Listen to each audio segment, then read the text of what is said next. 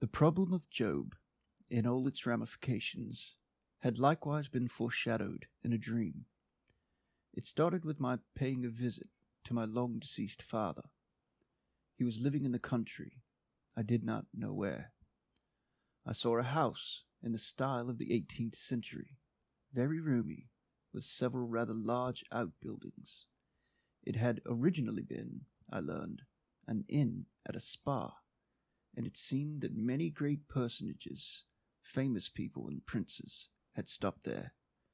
Furthermore, several had died, and their sarcophagi were in a crypt belonging to the house.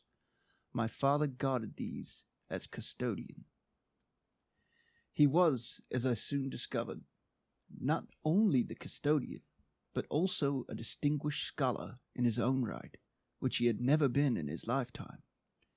I met him in his study, and oddly enough, Dr. Y, who was about my age, and his son, both psychiatrists, were also present.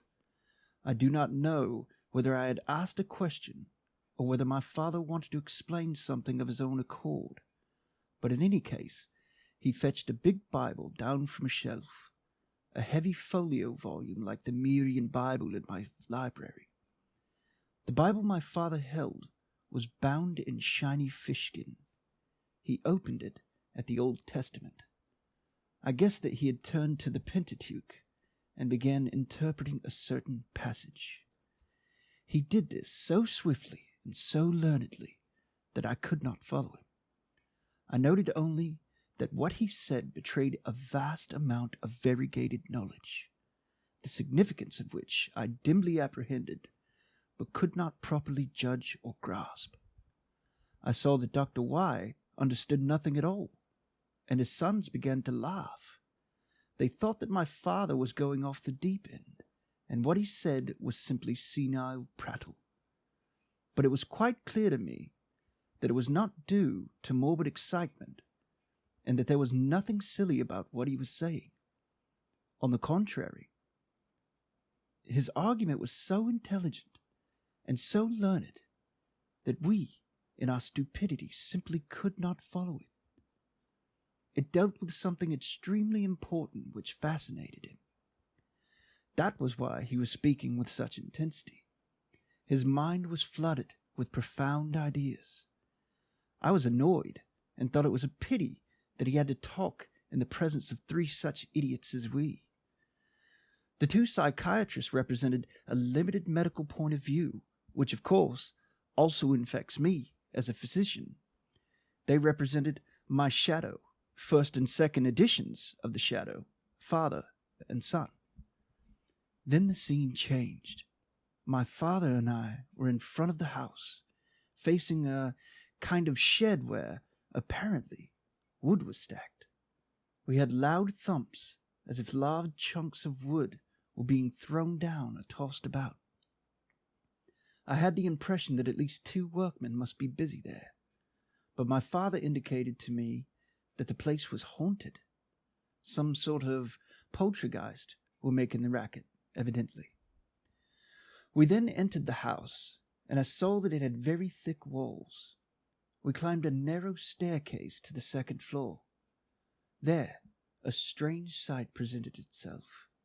A large hole, which was the exact replica of the Diwan-i-Khaas, the council hall of Sultan Akbar at Fatehpur Sikri.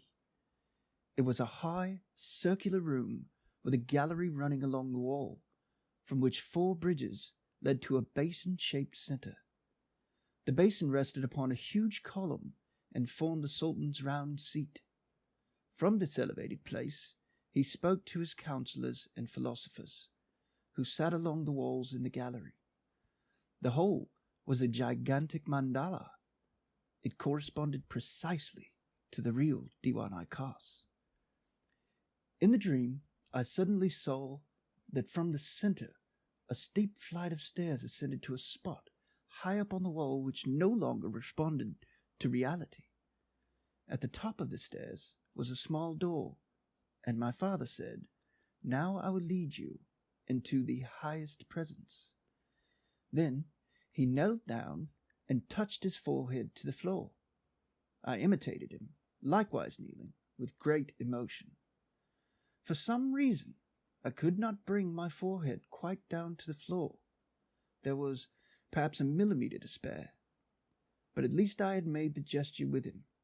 Suddenly I knew, or perhaps my father had told me, that the upper door led to a solitary chamber where lived Uriah, King David's general, whom David had shamefully betrayed for the sake of his wife, Bathsheba, by commanding his soldiers to abandon Uriah in the face of the enemy.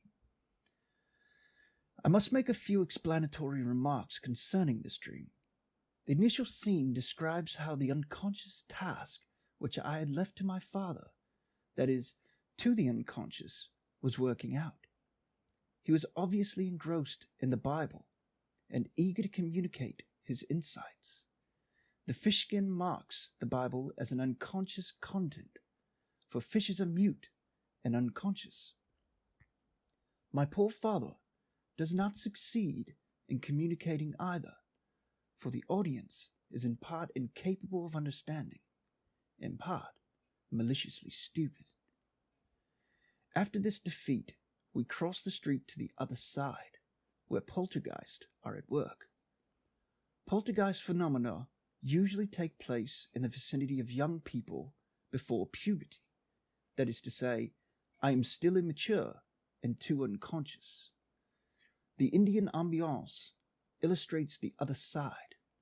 When I was in India, the mandala structure of the Diwan-i-Khaas had in actual fact powerfully impressed me as the representation of a content related to a center.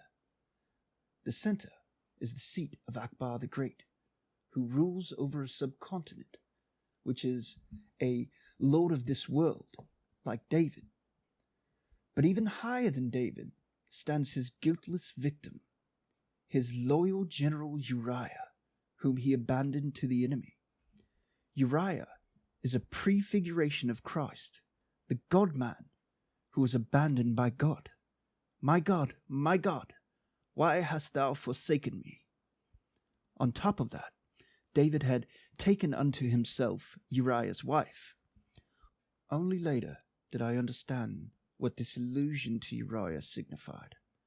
Not only was I forced to speak publicly, and very much to my detriment, about the ambivalence of the God image in the Old Testament, but also my wife would be taken from me by death. These were the things that awaited me, hidden in the unconscious. I had to submit to this fate, and ought really to have touched my forehead to the floor, so that my submission would be complete. But something prevented me from doing so entirely, and kept me just a millimetre away. Something in me was saying, all very well, but not entirely. Something in me was defiant and determined not to be a dumb fish, and if there were not something of the sort in Freemen, no book of Job would have to be written several hundred years before the birth of Christ. Man always has some mental reservation, even in the face of divine decrees. Otherwise, where would be his freedom? And what would be the use of that freedom if he could not threaten him who threatens it? Uriah, then, lives in a higher place than Akbar. He is even, as the dream said, the highest presence, an expression which properly is used only of God, unless we are dealing in Byzantinisms. I cannot help thinking here of the Buddha and his relationship to the gods. For the devout Asiatic, the Tathagata is the all-highest, the absolute. For that reason, Hinayana Buddhism has been suspected of atheism, very wrongly so. By virtue of the power of the gods, man is enabled to gain an insight into his creator. He has even been given the power to annihilate creation in its essential aspect, that is, man's consciousness of the world. Today, he can extinguish all higher life on earth by radioactivity. The idea of world annihilation is already suggested by the Buddha, by means of enlightenment, the Nidana chain, the chain of causality which leads inevitably to old age, sickness, and death, can be broken, so that the illusion of being comes to an end.